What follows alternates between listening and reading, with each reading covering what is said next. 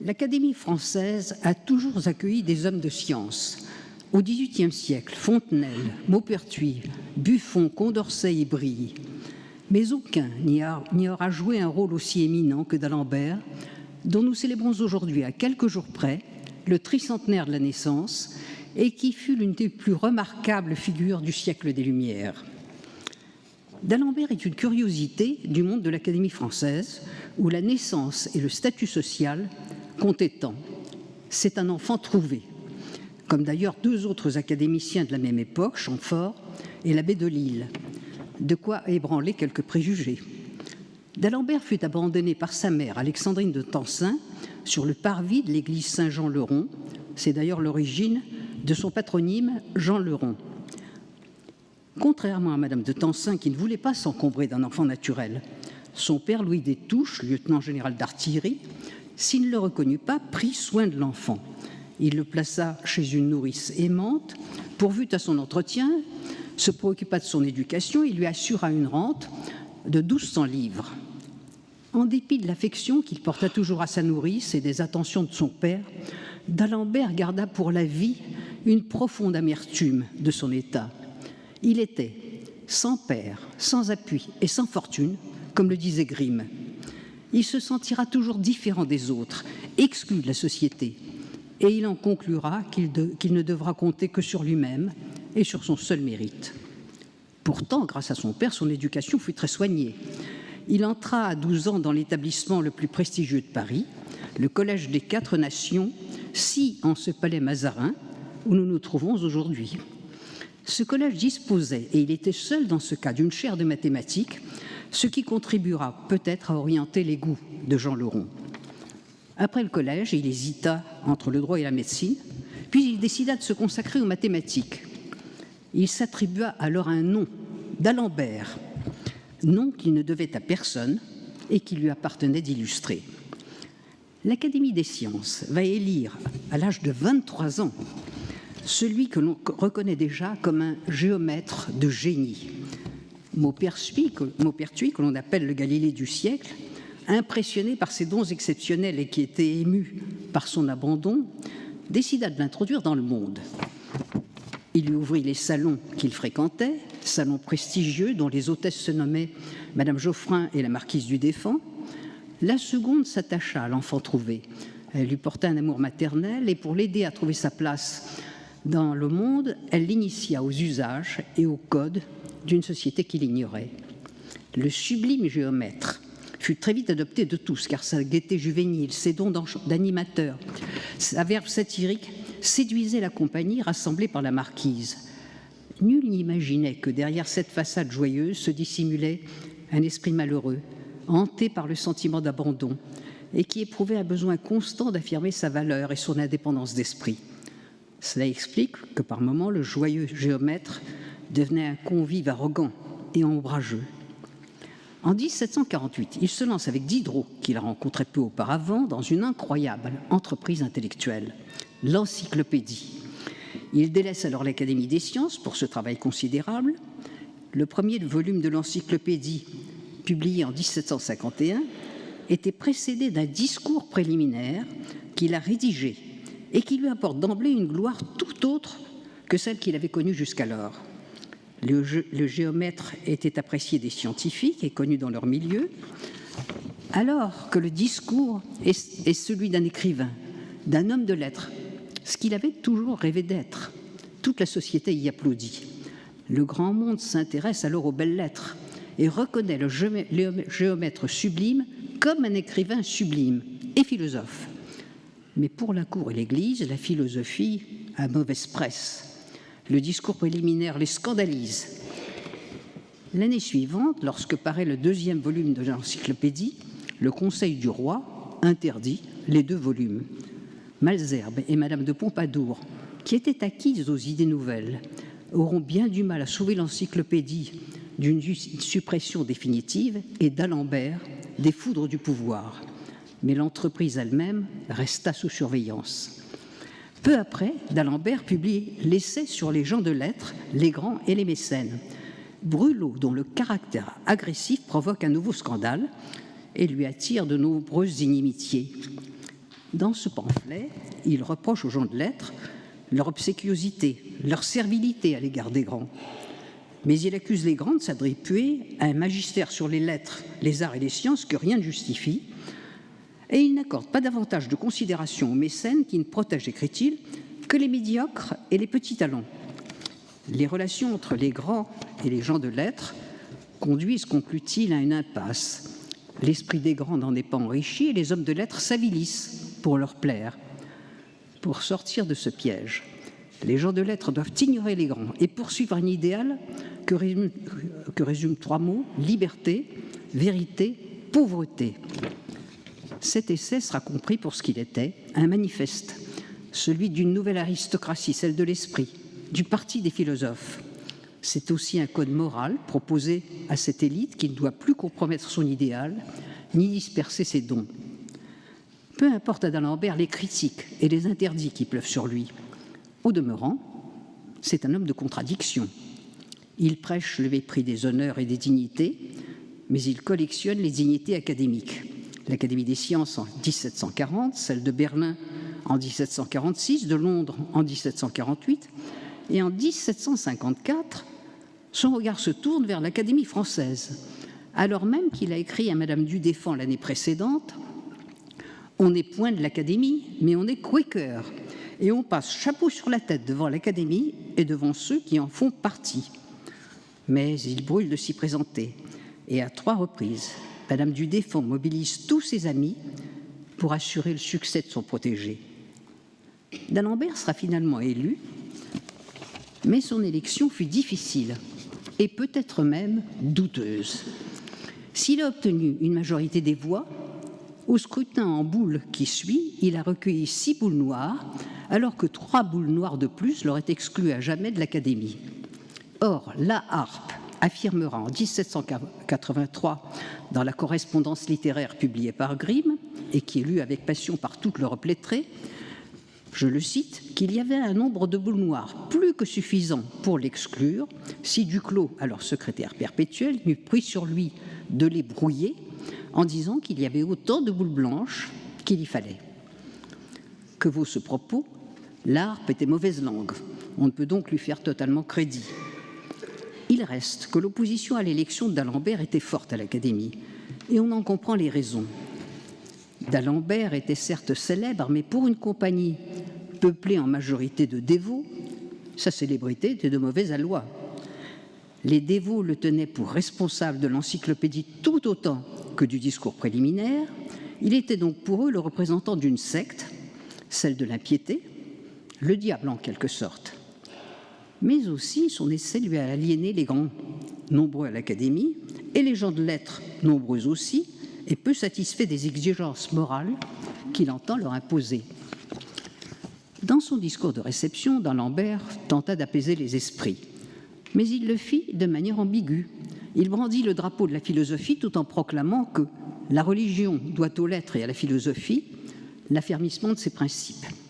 Et s'il évoque la protection du roi, c'est pour souligner que ce qu'il protège, c'est la liberté des lettres, propos difficilement acceptable pour Louis XV. L'élection à l'Académie a transformé d'Alembert. C'est un homme nouveau. D'abord parce qu'elle est à ses yeux la plus prestigieuse de toutes les académies, et aussi parce qu'il est fasciné par le principe inscrit dans les statuts par Richelieu, l'égalité de tous les membres de la compagnie. Pour l'enfant trouvé, ce principe qui n'existe nulle part ailleurs, il le répétera toujours, est l'assurance d'être l'égal de tous et d'être reconnu pour ses seuls mérites. Dès lors, il va se consacrer pleinement et pour toujours à l'Académie française. Il fréquente peu l'Académie des sciences et abandonne dès 1758 l'encyclopédie. Il propoussera aussi les offres royales les plus flatteuses, la présidence de l'Académie de Berlin que Frédéric II lui proposera obstinément, puis l'invitation de Catherine II à se charger de l'éducation de l'héritier du trône de Russie qu'il refuse, même si elle lui dit qu'il pourrait ainsi transformer les mentalités et donc le destin de tout un peuple. Quelle perspective pour un philosophe! Toujours impécunieux, d'Alembert accepte cependant la pension que lui alloue Frédéric II et la nomination à l'Académie des sciences de Russie qu'il obtient de l'impératrice. Et la lettre si admirative que lui adressa la Sémiramis du Nord sera lue à l'Académie et transcrite sur ses registres. On retrouve ici l'attitude ambiguë de d'Alembert devant les honneurs. Il prétend se reposer sur ses seuls mérites, mais il veut aussi que les louanges qui lui sont prodiguées par les grands aient un retentissement public. Lorsque d'Alembert fut élu à l'Académie, celle-ci se languissait, et sa réputation était loin d'être aussi prestigieuse qu'il le croyait. Les dévots et les grands y étaient fort nombreux, alors que les philosophes étaient isolés. Montesquieu, Voltaire, Buffon, Duclos, qui sera élu au secrétariat perpétuel en 1755, peinent à imposer leurs semblables et leurs idées. Grimm a résumé ainsi cette situation. Chez ces messieurs, les 40, on ne lit plus rien. On lit des choses si médiocres que le public meurt d'ennui à ces assemblées. Enfin, cette année, il n'y eut ni pièce à couronner, ni pièce à lire, et l'Académie est restée fermée. Cette période lui fait peu d'honneur. Les philosophes, conscients du discrédit de la compagnie, vont s'employer à la sauver. Duclos s'attache avec succès à faire élire des proches. Il remet aussi les académiciens au travail, et d'Alembert va prendre alors à ses côtés la tête du combat pour rendre son lustre à la compagnie. Il mit à son service toute sa puissance de travail, qui était considérable. Il s'offrit à faire les lectures lors des séances publiques, qui retrouvèrent ainsi très vite leur prestige. À partir de 1760, d'Alembert assure près de la moitié des lectures. Il se sert aussi des séances comme d'une tribune pour diffuser les idées des philosophes. L'opinion, sensible au talent de l'orateur, à la vivacité du discours, à la force de ses convictions, le suit et se convainc que le parti philosophique dont d'Alembert est avec Voltaire le plus illustre porte-parole est la force vive de l'Académie. Voltaire étant absent, c'est d'Alembert qui incarne réellement alors cette image restaurée de l'Académie. Mais les adversaires de la philosophie ne baissent pas pavillon pour autant, et leur opposition durera des années. En 1760, c'est à l'Académie même qu'un nouvel élu, Lefranc de Pompignan, dans son discours de réception, fait l'éloge contre les philosophes du sage vertueux et chrétien. Ce fut un triomphe public et le roi trouva le discours excellent. Un mois plus tard, à la Comédie Française, Palissot, dans sa pièce Les philosophes, ridiculise ces derniers et les traite même de fiefs coquins.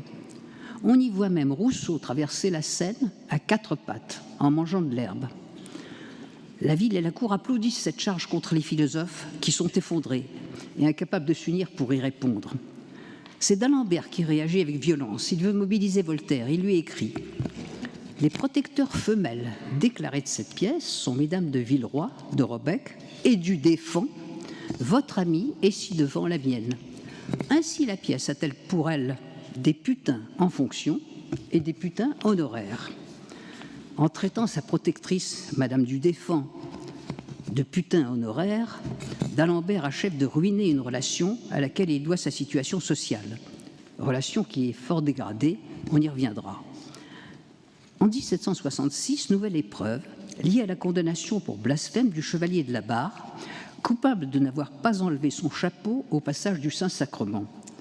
La sentence prévoyait, étrangement, qu'après un atroce supplice, langue et tête coupée, les restes du chevalier de la Barre seraient brûlés en compagnie du dictionnaire philosophique de Voltaire.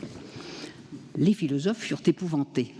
L'autodafé du dictionnaire ne les désignait-il pas comme complices ou instigateurs du crime du chevalier ? D'Alembert en appela alors à Frédéric II, le priant de donner asile à tout le clan. Mais le roi philosophe était partagé. Il n'aimait pas que l'on critique le pouvoir établi. Il accepta finalement d'accueillir une colonie de philosophes à Clèves, à condition que ceux-ci s'engagent à, je le cite, ménager ceux qui doivent être ménagés et observer de la décence dans leurs écrits. On comprend que le projet ait fait long feu. Diderot ne voulait pas quitter Sophie Volant et d'Alembert répondit « Vous voulez savoir si j'irai m'établir en Prusse ? Non, ni ma santé, ni mon amour pour l'indépendance, ni mon attachement pour mes amis ne me le permettent. » La vraie cause du refus d'Alembert est là, dans l'attachement, c'est-à-dire l'amour passionné, qu'il porte à Julie de Lespinasse. La belle Julie était entrée dans sa vie en 1754. Il l'a rencontrée dans le salon de Madame du Défend dont elle était alors la demoiselle de compagnie.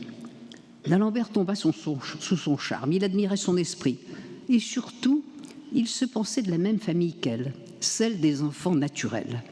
Il écrit « Tous deux sans parents, sans famille, ayant éprouvé dès le moment de notre naissance l'abandon, le malheur et l'injustice, la nature semble nous avoir mis au monde pour nous chercher et nous trouver. Fut-il l'amant de Julie ? Nul ne peut le dire, car la vie intime de d'Alembert reste un mystère. On l'a dit insensible au plaisir de la chair, ça c'est Rousseau.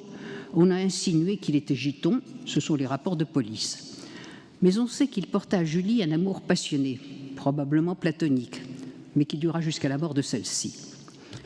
Ce qui importe pour notre propos est que Julie prit une place grandissante dans le salon de Madame du Deffand, y attirant de nouveaux visages, encourageant une conversation plus philosophique que celle de la marquise. Avec Julie, on y parle réforme, liberté, constitution. Et lorsque Madame du Deffand découvrira que Julie tenait chez elle une sorte de salon parallèle dont son protégé d'Alembert était le pilier, elle cria à la trahison et chassa Julie de chez elle. Mais celle-ci prit sa revanche sans tarder. Soutenue par les amis de Madame du Deffand, elle ouvrit son propre salon qui devint en peu de temps un des hauts lieux de la conversation. D'Alembert y régnait, entouré des philosophes. Le salon de Julie était aussi la plus sûre voie d'accès à l'Académie. Quelle défaite pour Madame du Deffand, dont le salon commence alors à décliner. Cependant, en 1769, ce fut pour d'Alembert une année noire. Sa santé était très compromise, il ne cessait de s'en plaindre, et ses rapports avec Julie devinrent difficiles. Il déplorait sa mélancolie, ses sauts d'humeur, la difficulté à vivre auprès d'elle, et il ne comprenait pas pourquoi. Et surtout, il est alors confronté à une épreuve inattendue. Le rêve de d'Alembert, texte de Diderot, suite de dialogues rassemblant Julie de Lespinasse, un médecin, et lui-même. Diderot a écrit à ce sujet à Sophie Volant. Cela est de la plus haute extravagance et tout à la fois de la philosophie la plus profonde. Il y a quelque adresse à avoir mis mes idées dans la bouche d'un homme qui rêve. Il faut souvent donner la sagesse l'air de la folie afin de lui procurer ses entrées.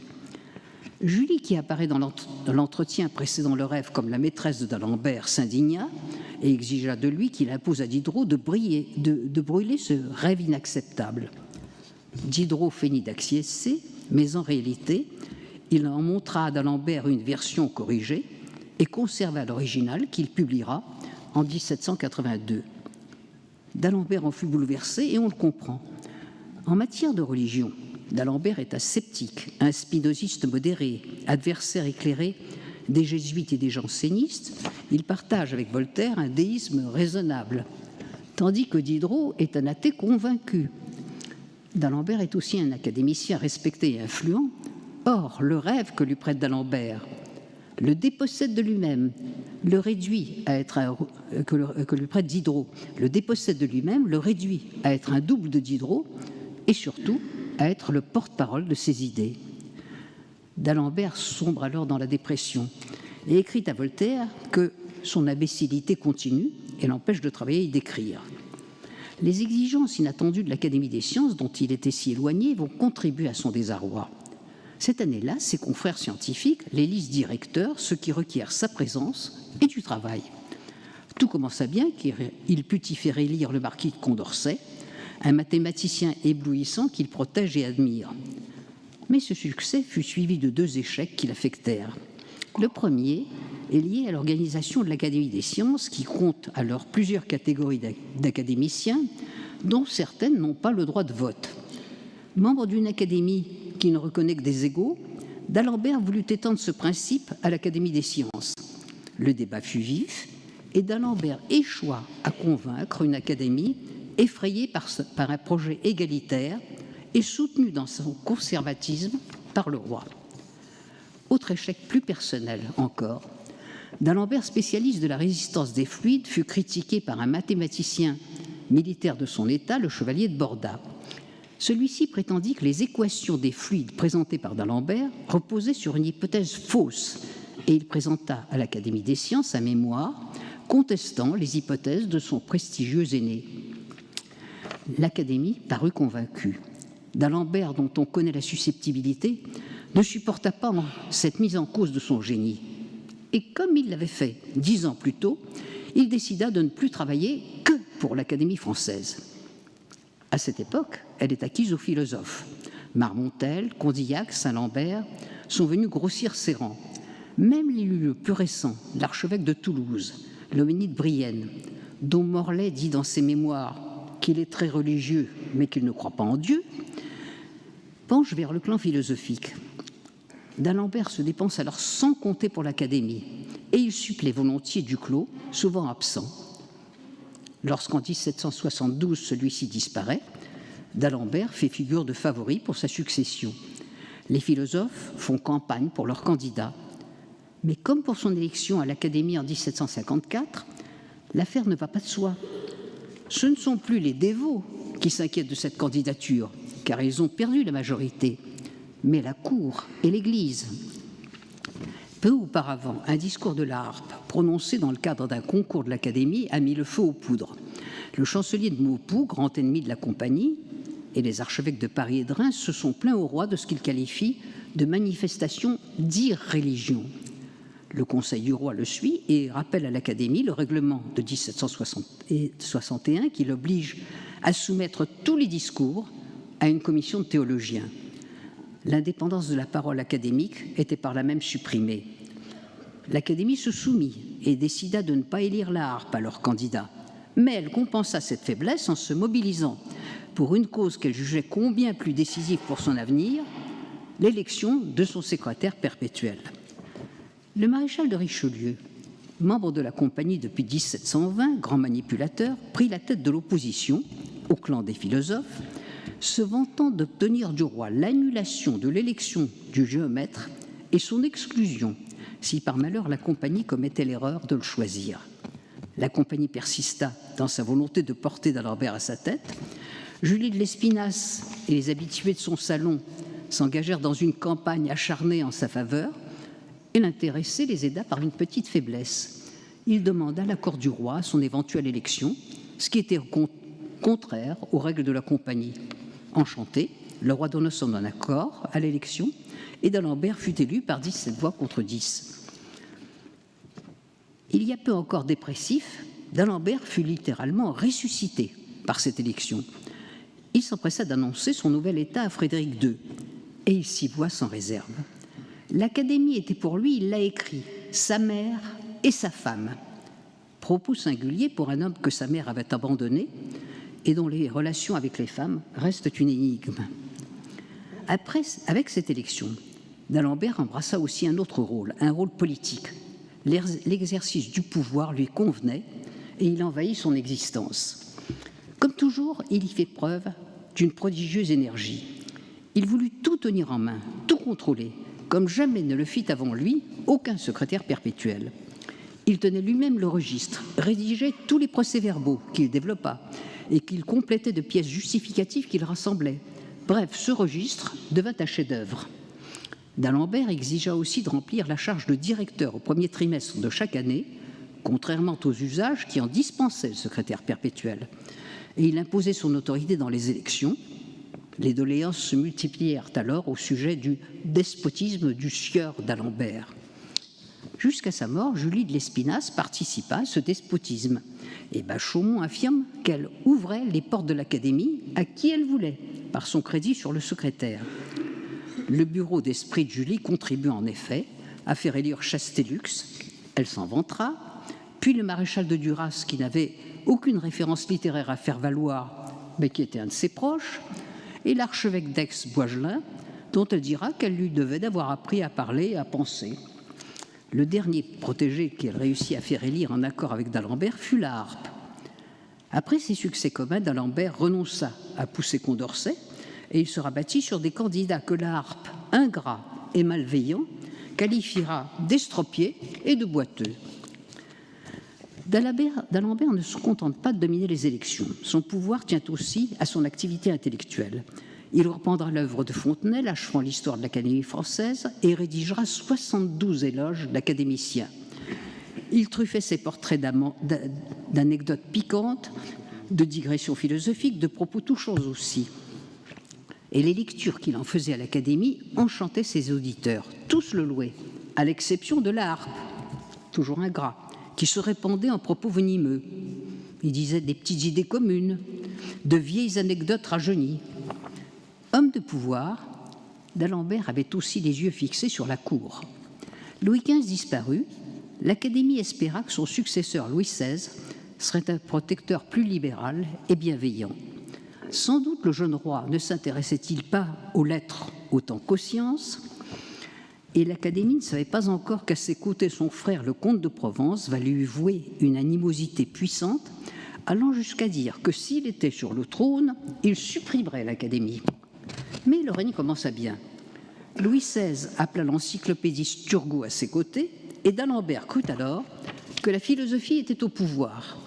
Puis, l'entrée de Malesherbes au gouvernement renforçant ses illusions, d'Alembert proposera ses services à ses amis. Mais le renvoi de Turgot mit fin à ce projet, et d'Alembert en rendit les gens d'église responsables. Madame du Défunt s'était vivement indignée de ces nominations, et elle avait accusé d'Alembert et Julie de les avoir suggérées. Son salon retentit alors des échos de son mécontentement. Au même moment, d'Alembert vit un drame personnel, la mort de Julie de Lespinasse le 23 mai 1776. Il avait accompagné ces derniers jours avec une tendresse infinie. Et en triant les papiers de la morte, il découvrit la trahison de Julie. Julie, qu'il avait adorée, avait aimé 2 autres hommes. Il se plaint auprès d'elle qui ne peut l'entendre. Cruel et malheureux ami, il me semble qu'en me chargeant de l'exécution de vos dernières volontés, vous avez voulu ajouter à ma peine. J'ai ainsi appris que depuis 8 ans au moins, je n'étais plus le premier objet de votre cœur, malgré toute l'assurance que vous m'en avez donnée. D'Alembert a-t-il pu ignorer l'infidélité de Julie? À son malheur s'ajoutera la perte d'une autre amie et protectrice, Madame Geoffrin. Mais cette fois-ci, d'Alembert ne sombre pas dans la dépression. Julie disparut, il a quitté leur domicile commun pour s'installer dans l'appartement que l'Académie met à la disposition de son secrétaire perpétuel. Ce logis, situé dans un angle de la cour du Louvre, était inconfortable et sinistre. Pourtant, il va rapidement devenir le dernier salon à la mode où toute l'Europe se presse. Le prince héritier de Russie le visite sous le nom de comte du Nord. Joseph II, caché sous le nom de comte de Falkenstein, vient aussi lui demander conseil. Des ambassadeurs, des étrangers de passage, des savants, des hommes de lettres, des femmes en vue, comme la duchesse de Noailles, tous accourent auprès de d'Alembert. Et Grimm commente « Il est le chef visible de l'illustre église dont Voltaire fut le fondateur », tandis que le comte de Ségur déclare « Nous préférons un mot d'éloge de M. d'Alembert à la faveur la plus signalée d'un prince. » D'Alembert écrit alors à Frédéric II que seuls les souverains français ignorent les philosophes et le bien qu'ils pourraient retirer de leurs relations avec eux. Les dernières années de la vie d'Alembert sont difficiles. Après la mort de Julie, seul de Voltaire lui a porté un coup terrible et il se sent seul face au fanatisme. Comment le combattre et faire triompher la raison sans Voltaire? Ses forces déclinent et il prend conscience avec tristesse du paysage intellectuel qui se dessine sous ses yeux.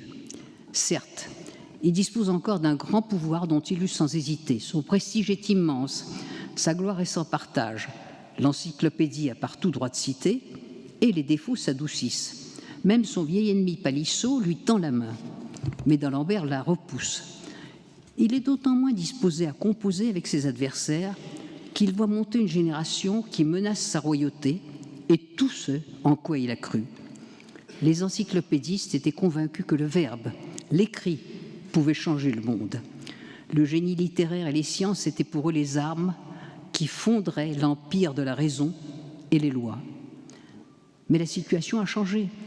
Les grands salons, lieux stratégiques des idées philosophiques, disparaissent les uns après les autres.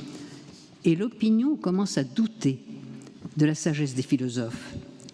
La génération qui monte, celle des Condorcet, des Brissot, des Mirabeau, n'entend plus se contenter des bonheurs de la conversation et des joutes théoriques.